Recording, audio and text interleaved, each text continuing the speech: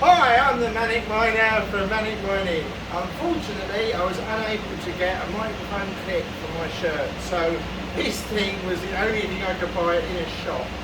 So I hope it's better than nothing. Tomorrow we'll have proper microphones.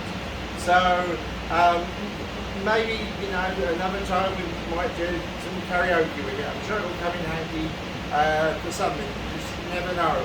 So here's an update on our Sub-Zero cooling project. Do you want to bring the camera over, Bubby Aga, so you can see what we've been up to today? Am I in shot now? Okay, so as we all know, we're attempting to Sub-Zero cool the core of a GPU. I'm going to have to put this down. Whoops. So here we have our thermal paste, good for -200. We knew there would be a problem cooling this memory down, because obviously the heatsink does that. So we've only got an evaporator for the core itself. So we come up with an idea where we will put some fans on the back, like so. To help with that cooling, and we haven't got any mounts, so I could have just left this until I get the proper mounts for all of this, but we thought it would be fun just to try it by hand. So with Bubby Aga's help, we put the evaporator on. Do you want to just show Bubby Aga the evaporator temperature there?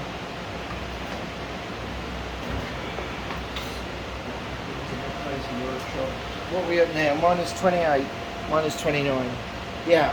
Okay, so -29. Alright, so that's good. So shall we go around here? Yeah, but you can't. Yeah.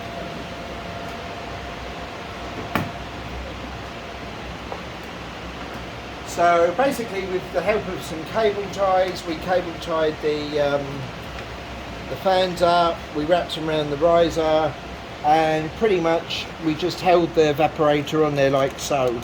So we had a very good contact, and that was all very good and very exciting.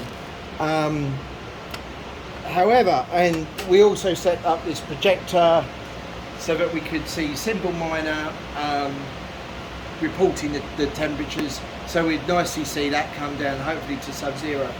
But we didn't, unfortunately, get a GPU detection. Because as I foresaw, there was no cooling on the memory. So when we put the heatsink back on there, obviously no fans running in, we got GPU detection immediately. And it just goes to prove I do things unconventionally. These cards are bulletproof. We were running this all day long without any heat sinks or anything. Not doing any serious mining, but they run to like 30 degrees without any heat sink on them. Obviously if you start put them at 100%, it's not going to do them any good. But the card is absolutely fine.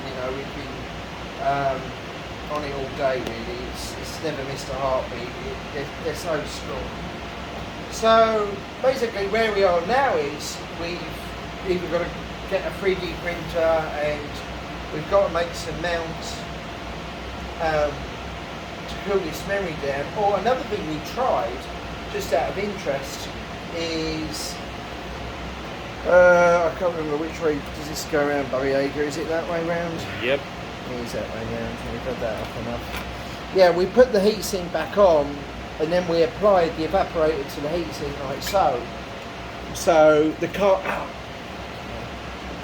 That was obviously, as we all know, they're designed to dissipate heat. So we had the evaporator on there, and we nicely dissipated the cold across there. But obviously that surface is too big for that evaporator. I do have the other big unit next door, which is like -60, I think, with a much bigger evaporator on there. Probably I could do it with both of them, but it's all getting a bit silly with cable ties and everything else. And, there's really no point to it. If it was going to work and it worked immediately, that's all very well. But if there's a lot of time and effort in something that's temporary, you know, much rather put the time and effort in something, you know, that's permanent, obviously. So it was just some fun today to see what would happen, and pretty much as I saw. I mean, I might have a think about it tonight and see if I can come up with a way, or if anyone else has got some ideas how we can cool this memory down without putting this big heat sink in. I suppose I could get a Dremel and start cutting this apart, which actually isn't a bad idea. I could probably Dremel that, couldn't I, and put those bits on the memory, and we could put a fan on that way. As long as that memory's got a heatsink on it, we got some cooling on it. It's just there's no cooling on them anyway. I'm putting it on the back, so there's probably a way to do it. I might get my Dremel out and see what we can come up with. Or really, as I said, the permanent solution is 3D printer, but that's obviously going to be a little bit more time consuming. So I think that's pretty much it for today. We've got these GPUs as well. We've been testing them, so they're all you know, possibly for sale. We haven't quite decided what we're going to do with them. There's a lot of NVIDIA stuff in there. There's a couple of Radeon 7s. So that's all part of the mining farm. Is keep, you know, checking your cards over. You know, I'll probably sell those and get some 6,000 cards.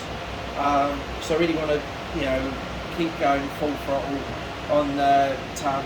So I think we'll just do the final shout out. We'll get Pepper in on that one, John, Pubby Aga.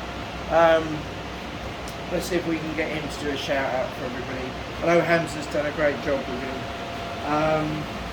Yeah, so let's see what we can come up with.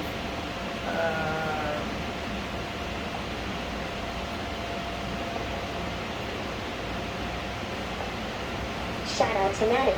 Shout out to Eric. Shout out to Serhan. Shout out to Hamza. Shout out to Terry Tiss. Shout out to Leah. Shout out to Bobby Yaga.